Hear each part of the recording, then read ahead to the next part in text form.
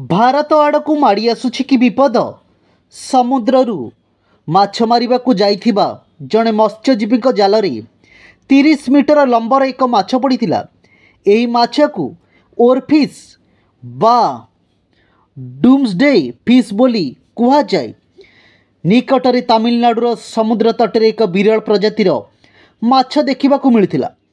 समुद्र को माछ मारिबाकू जाइथिबा जणे मत्स्यजीवी जाल 30 मीटर लंबर एक माछ पड़िथिला। एही माछकू ओरफिश बा डूम्सडे फिश बोली कुहा जाए। तेबे आपण भाबुथिबे एथिरे नुआ कथा कौन अछि? समुद्ररू माछ बाहरिबनी तो आउ कौन बाहरिबो? किंतु एही माछ कौनसी साधारण माछ नुई।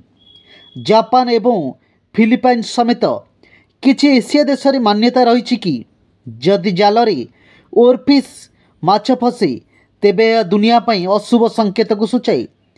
तेबे एही माछ को चलित वर्ष मेक्सिको समेत अनेक देश में देखा मिली। वैज्ञानिक भाषा रे एही माछ को रिग्लेक्स ग्लेस्ने बोली कुहा जाए। यह दुनियार सबुठारु लंबा हाड़ थिबा माछ बोली मध्य कुहा जाए।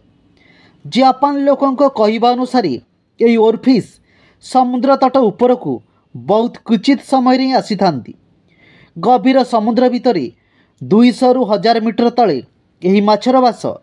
जेतेबेले समुद्र जलर तापमान रे परिवर्तन देखा दिए सेतेबेले ही यही माछ ऊपर स्तर को आसी थाए। जातीय गणमाध्यम रिपोर्ट अनुसार डूम्सडे फिश गभीर समुद्रर निम्न भाग रे रही थाए।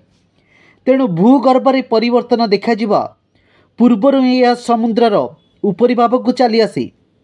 जेमिति कि कईच सुनामी आसिबा पूर्वर समुद्र रे निज ठिकाना छाड़ी दूर को चली जाती।